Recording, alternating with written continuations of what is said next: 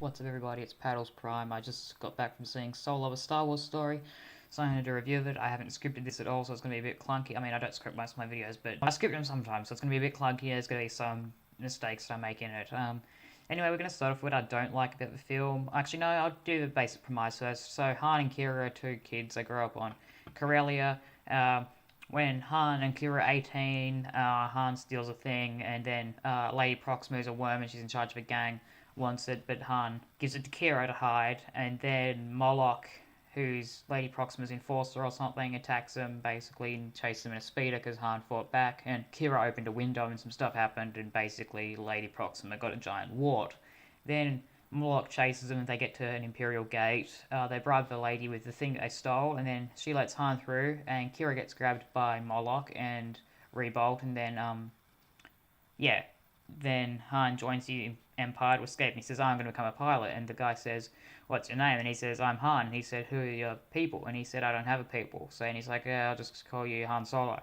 And so he gets called Han Solo. Then he goes and joins the military, and then 3 years later, he's on Mimban fighting on the front lines, and it's really, really cool, the fight scene. It's like all of these explosions going off everywhere and people getting blasted about, and there's mud troopers and stormtroopers, and Mimban troopers and walkers and the big drop ships and TIE fighters everywhere. There's explosions going off everywhere. It's really, really cool. And then he meets Beckett and Val and Rio Durant, and they're like, and he's like, oh, you aren't Imperials because you've got bullet marks on your chest. And he's like, oh, yeah. And Han says, I'm going to tell on you. And then they report him first, and he gets thrown in a pit to be eaten by the Beast, and the Beast is actually Chewbacca, and Han manages not to get eaten by Chewbacca because he can speak a bit of Wookiee. So that's pretty cool. And so that's pretty cool, actually. I quite like that. Then they, of course, they escape with them, and then they go to do a train heist where Rio and Val die, and Enfys Nest attacks them. Enfys, not Enfys. I'm used to saying Enfys because that's what I called her before the film. I thought it was pronounced Enfys. It's not, it's Enfys. Anyway, so she attacks them, and they manage to get... they do manage to escape, but Val and Rio die, and they dump the load because it's going to blow up anyway, so they dump it, and that causes the mountain range to collapse. There were also some range troopers shooting on the train, but you saw that in the trailer, and they really didn't do anything. Same as a patrol trooper that you saw in the trailer was on the screen for like 10 seconds. Anyway, I'm back on track. Then they have a funeral for them, and then they go to Dryden Voss's ship, which is a great big thing. It's black and gold. It looks really, really cool. It's huge.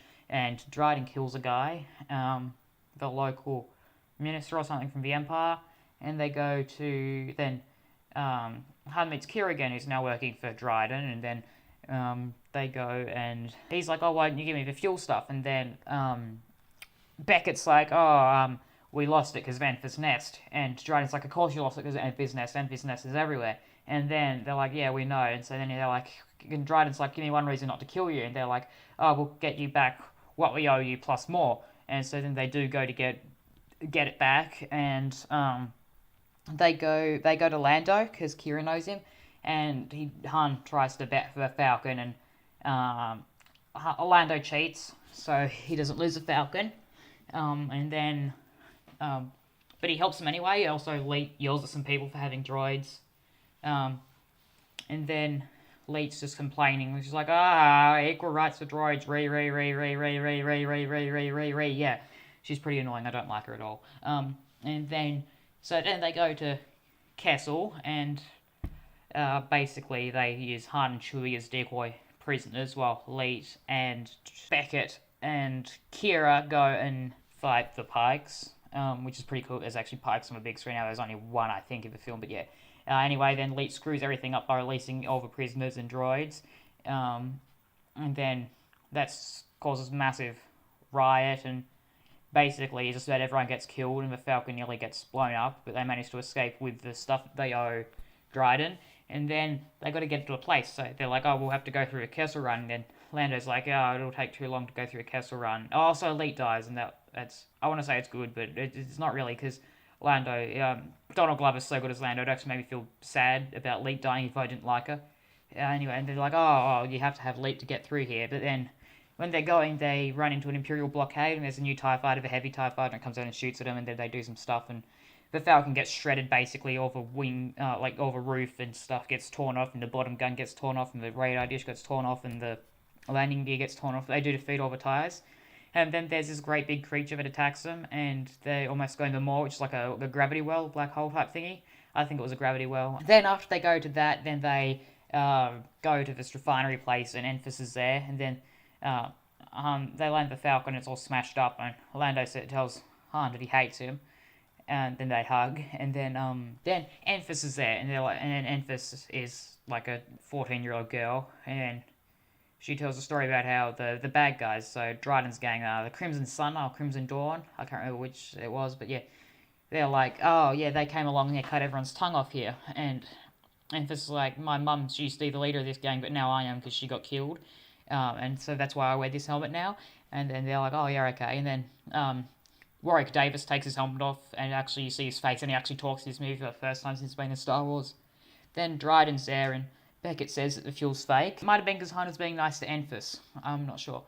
But then anyway, so then Dryden's like, oh, cool, you brought me some really good stuff. Too bad it's fake. And then Han's like, what do you mean it's fake? It's not. And then Dryden's like, yes, it is, even though it's not fake. And then they're like, oh, Enfys has got it. And then, no, then Beckett comes in and is like, oh, Enfys has got it. He gave it all to Enfys. And then Beckett shoots the guards after they find out that Enfys doesn't actually have anything because all the crates are empty, and the person who was pretending was Enfys was just some random old lady, and then Enfys and her crew jump down and attack Dryden's guards, and then some other stuff happens and they fight, and basically all the guards die, and then Dryden attacks them, and Qi'ra kills Dryden, and then she's like, oh, go Han, I'll be right with you, and then she calls Darth Maul, which is pretty cool. And then Han goes and fights Beckett for betraying him, and he shoots first and kills Beckett, and Beckett's like, oh, good job, kid, I was going to kill you, and that's pretty cool, because Han shot first. It's like a reference to the first movie. There's a heap of references, I'll get to them in a minute.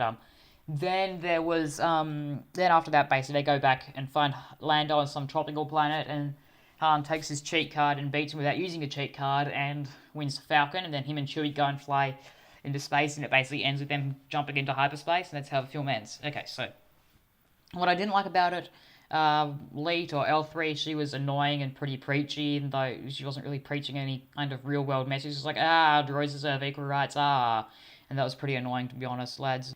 Yeah, also, they left the prisoners to die, basically, because there were way more guards than there were prisoners. The guards had, like, great big machine gun mounts and stuff. They took out a few of them, but not all of them, so they probably would have just massacred all the prisoners and droids that Leet let out anyway, so basically Leet screwed everything up and ruined everything, and she was awful. Another thing I didn't really like was that it wasn't really that, not really obvious that Enfys was like a girl to start with. I mean, in the promotional material, it wouldn't say stuff like that she was. I think there was like one thing from Star Wars, from the French trading card game that says Enfys was a girl.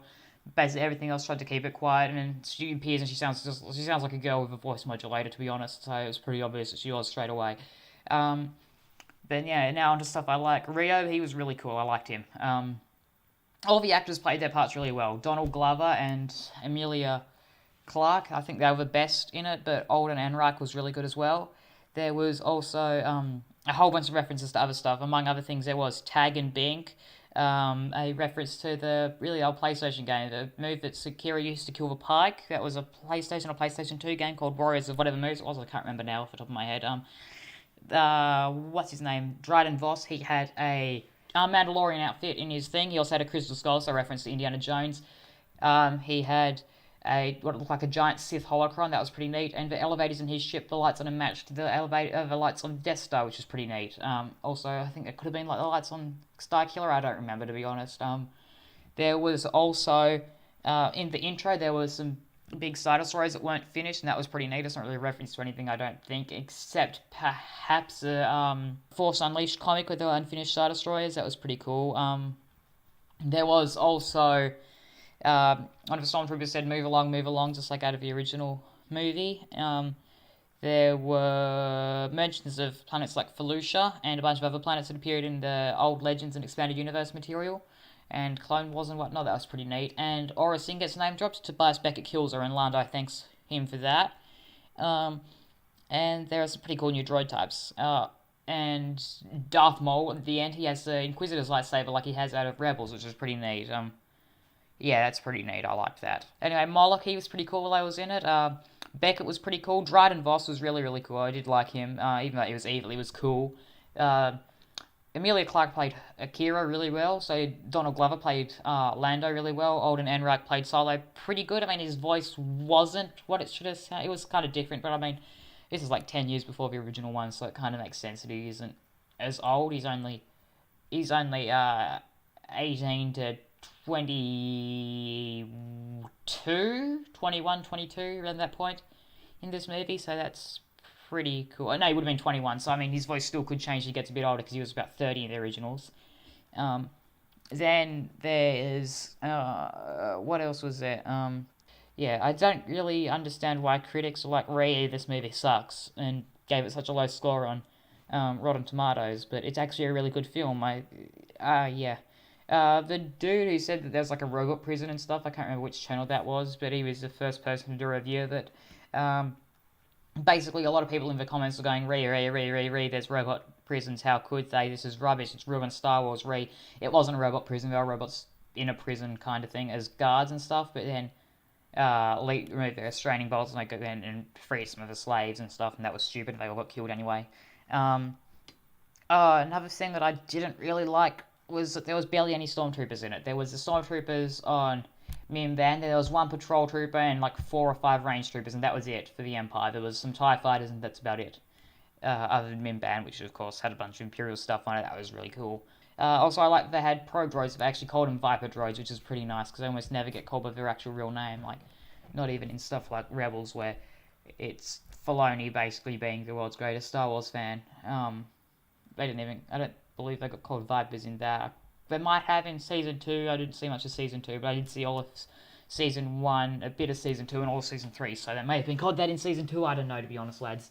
Um, Also, there was out of Rogue One, the people that Cornelius Everson had experimented on, where they had like half their head missing and was replaced with robot stuff. One of them was in it, which is pretty nice. It was a cool throwback to Rogue One. There was also an Imperial officer on Dryden Voss's ship, which was basically just a thing in the background. No one really noticed that, to be honest, lads, but it didn't serve any purpose, but it was nice that he was there. Also, there were Twi'leks, which is cool, and there were a lot of cool aliens. I liked a lot of their designs. So, overall, I guess I'd probably give this movie a 7 or an 8 out of 10. It was good, but it's not the best. It's not better than Rogue One or Empire Strikes Back, but it is better than the sequels so far, and the first 2 prequels and Return of the Jedi. I don't really know where it would be next to A New Hope and Revenge of the Sith. They're both pretty good movies. I mean, Revenge of the Sith is easily the best prequel. I don't know why I'm talking about Revenge of the Sith at this point, to be honest, lads. I watched it last night, but yeah. So I guess thanks for watching, and keep an eye out for future channel things. Also, seeing as you made it this far, I might as well say this. Sorry for not uploading over the past few days. I had a whole bunch of stuff going on in real life, but hopefully I'll get it all sorted out, okay? Thanks for watching, everyone. See ya.